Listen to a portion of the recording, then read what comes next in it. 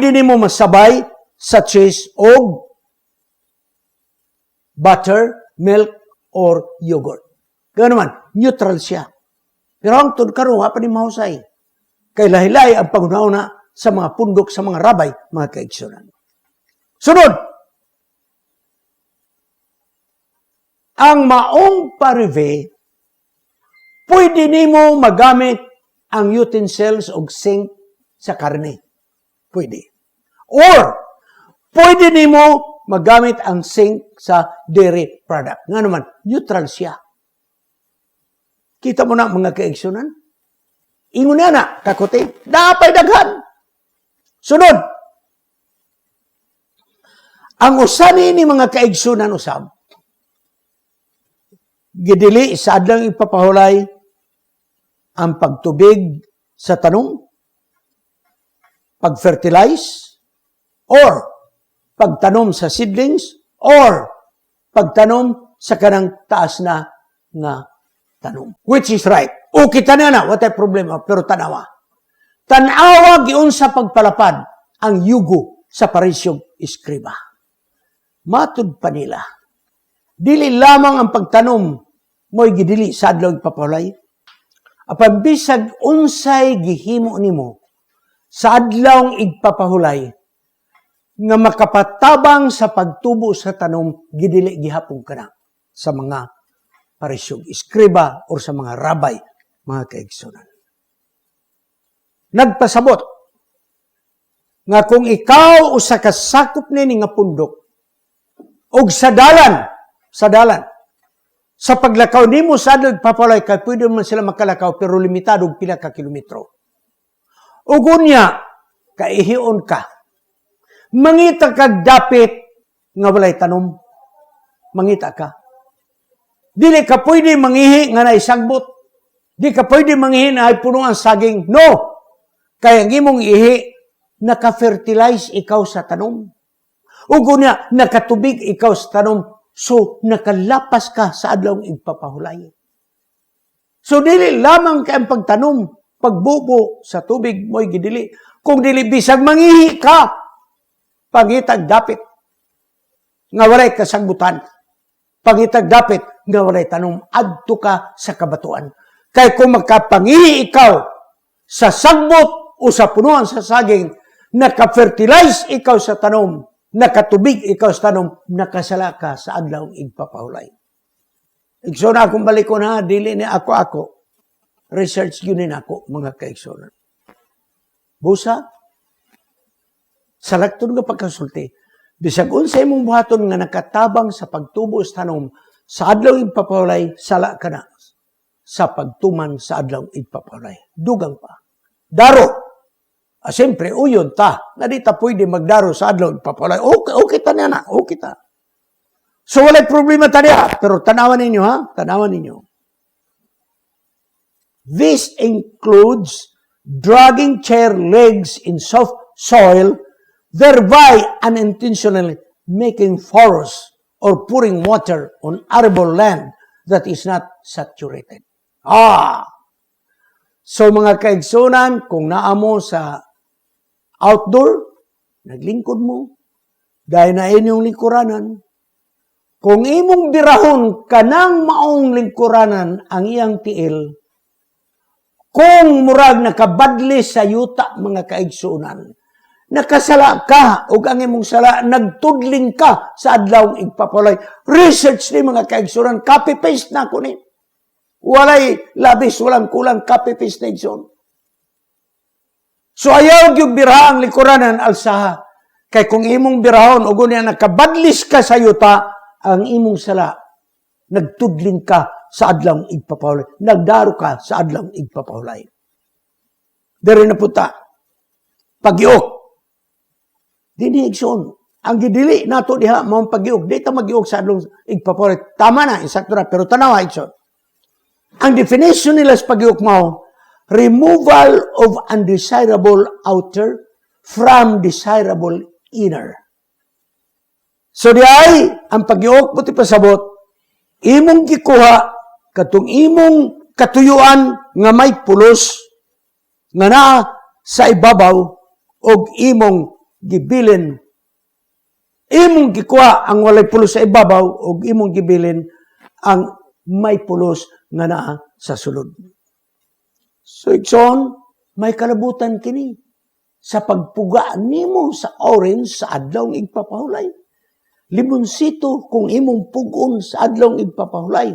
May problema ka, makaigsunan. Imong gisalod sa ngalan aning panapton, may problema ka, makaigsunan. Nga naman, kay gani, ang liquid na naa sa prutas, kung sa may tawag na, desirable. Mo na ang imong tuyo. Mo na ang dunay katuyuan. Dayon, ang part niya, ang sapal mga kaigsunan, gitawag ka nag undesirable. Busa kung magpuga ka, imong na-apply ang gitawag separation of desirable from the undesirable. And you are breaking the Sabbath law kung ikaw magpuga og prutas sa adlaw igpapahulay. Kita mo na? Ang pagpuga dahil limosito sa adlaw Sabado, nagiok ka. Nagiok ka mga kaigsoon, kay imong gisiparar ang desirable o undesirable. Busa kung nailimosito, kana hasta panit, hasta liso. Kana. Kay kung imong isiparar mga kaigsunan, kana igsoon, nagiok na kaniana. Dere po ta, pagpalid.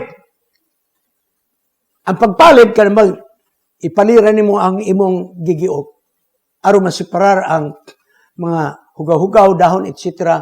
o katong mga piyasot, walay sulod nga mga grains, ang mabilin ang katong timgas yun nga lugas. Okay.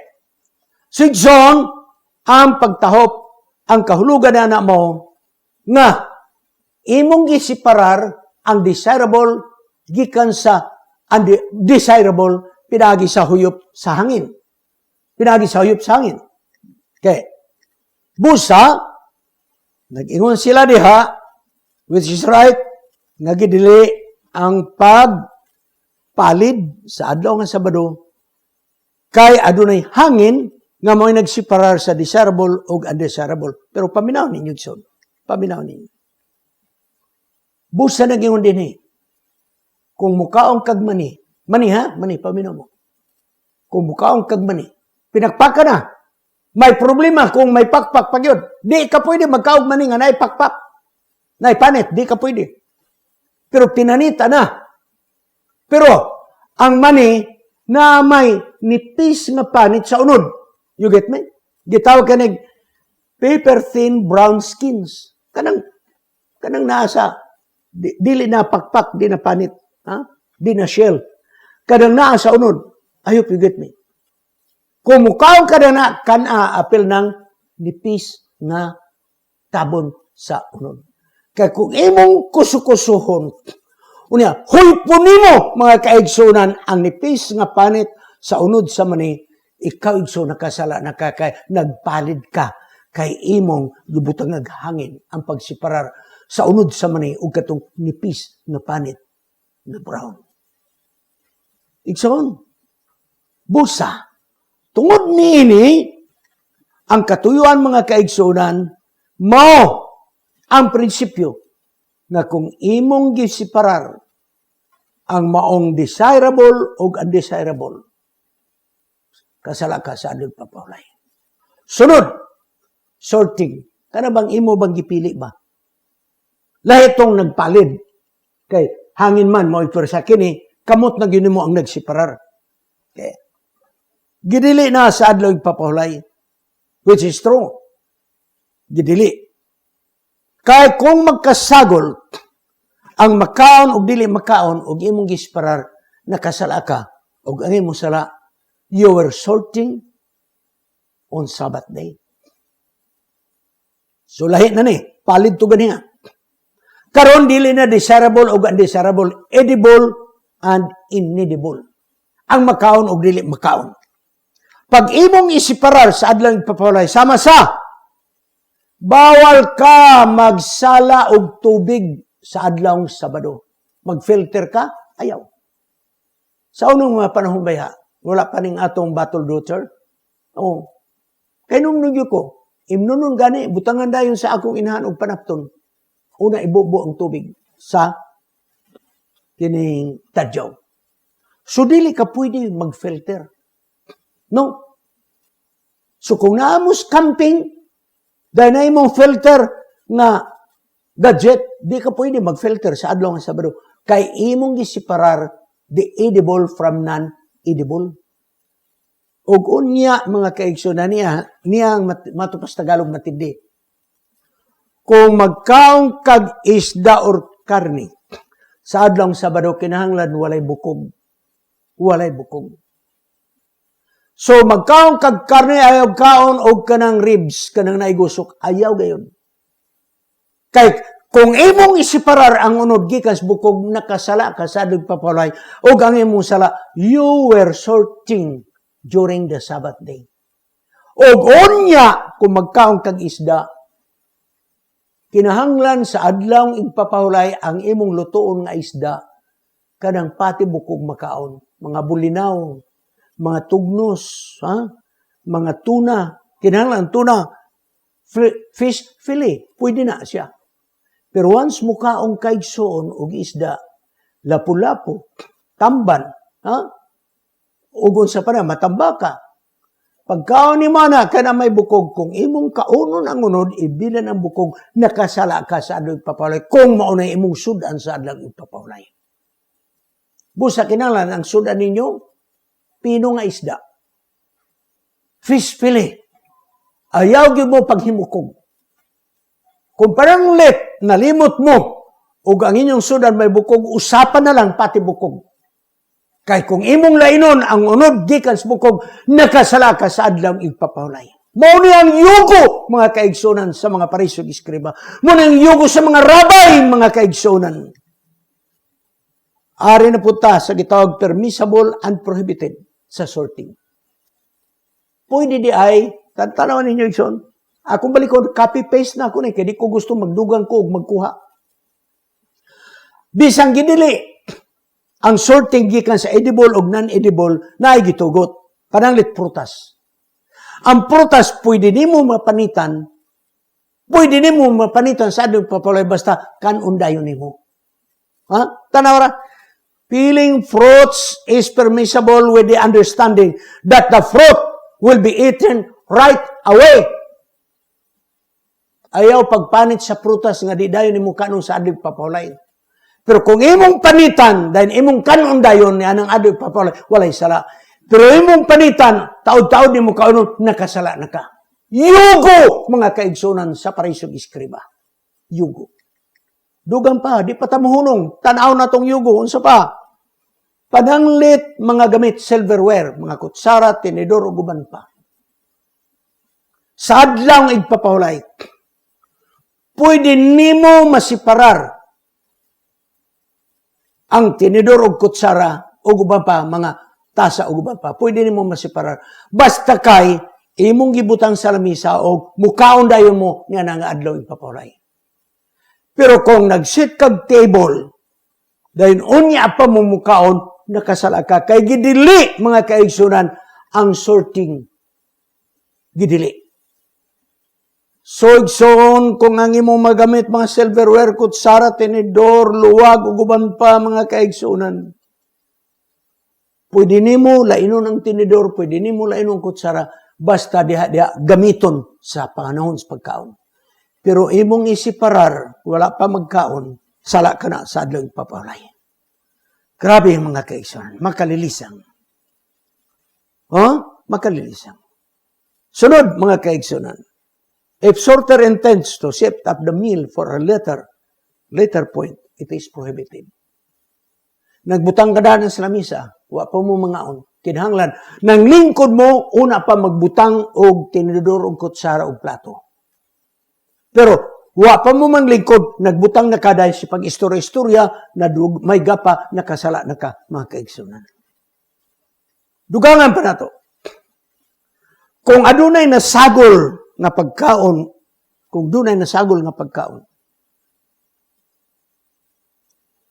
if the desired item is being removed from the mix, then this is permissible. Pananglit, dahil nasagol sa pagkaon.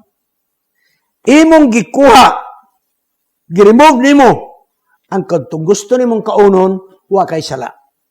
Apan, tanawa, kung ang dili nimo kaunon, mo imong gi-pull out, mo imong gikuha, nakasala ka. Pananglit, sample.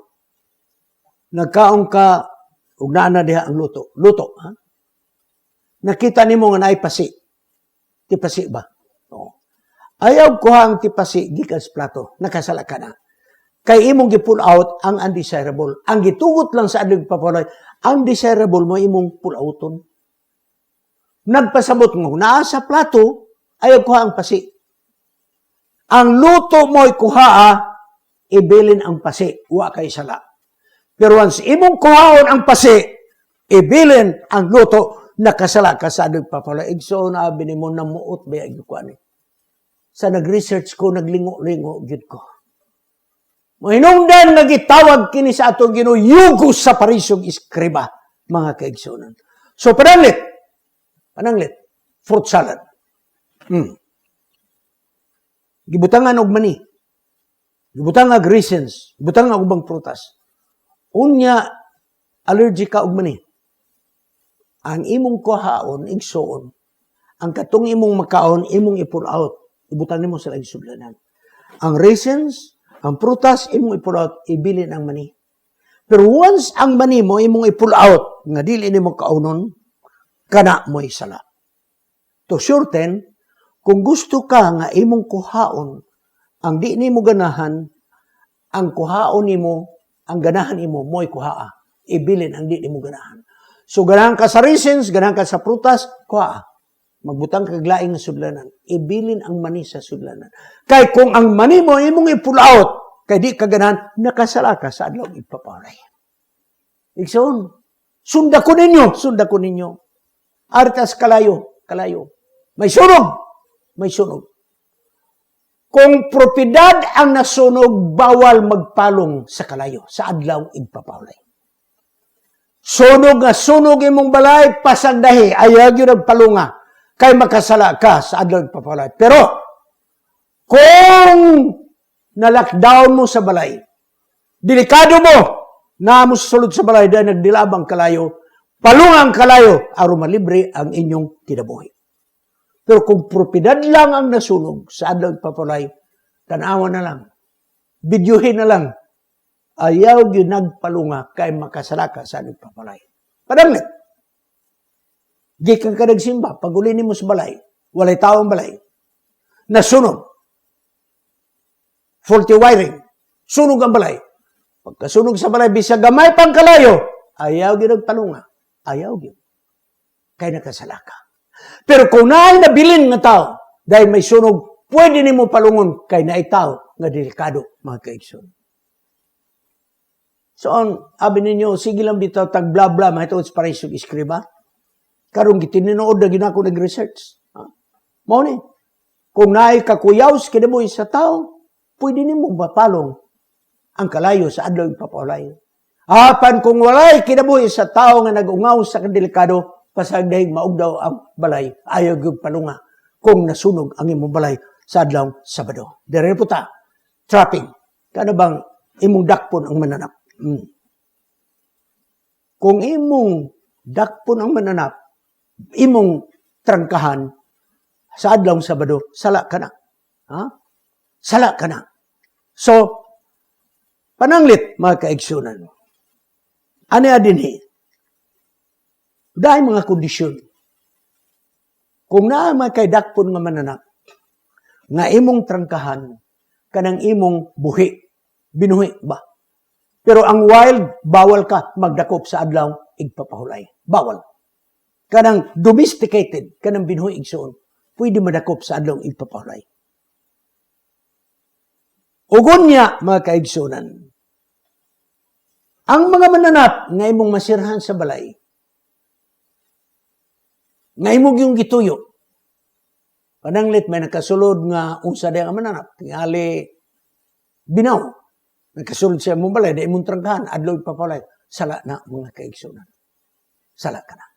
Pero kung kandi nga imong buhi, imong trangkahan sa balay, dili na, sala. Pero niya, mga kaigsunan, niya dakong pangutana. May pangutana. May a fly be trapped under a cup on the Sabbath?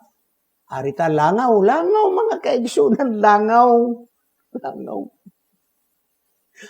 May nakasulod nga langaw sa imong tasa. Pwede ba kununin mo na matakluban? Adlaw Sabado, adlaw papalay, pwede ba nimo matakluban?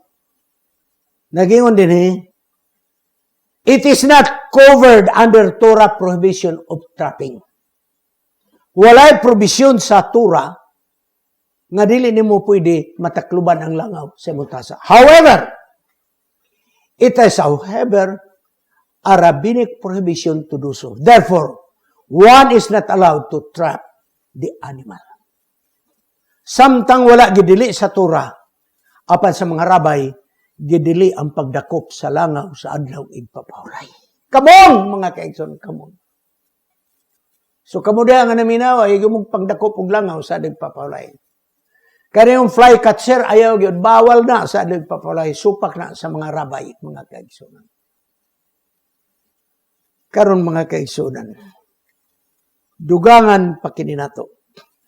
Apan kung ang mananap, tanawa, di ka bawal ka magdako pag mananap sa adlaw igpapahulay. Sa katong mga dili, mga binuhi. Apan kung kini nga mananap, malala, sama sa halas, o kaero nga mamaak, nga dili imo, unsa nga mananap nga makapamaak, kung ang imong kinabuhi, anaa sa kadelikado, pwede ni mo dakpon bisag unsa nga mananap sa adlaw Sabado. Mga kaigsunan, ang ilang theology mao kini. The harder the law to keep, and you are able to keep it, the more you'll become holy. Sa diha nga mga kalisod ug maayo ang kasuguan tungod sa mga ordinansa apan imong mabantayan, balaan ka sa atubangan sa Dios. Mauni ang theology sa mga parisyon iskriba. Busa nagingon si Jesus. Ani ay akong yugo. Lahi ni sa yugo sa iskribang parisyon. Kang yugo sa iskribang parisyon, nakahimo kaning burden kaninyo. Ang akong yugo magaan. Ang akong yugo masayon, Mateo 11:30. Nanong magaan man iyang yugo? If you love me, keep my commandments. If you love me, keep my commandments. Wa na magkinahanglag mga ordinansa igsoon pagdakop og langaw sa adlaw Sabado.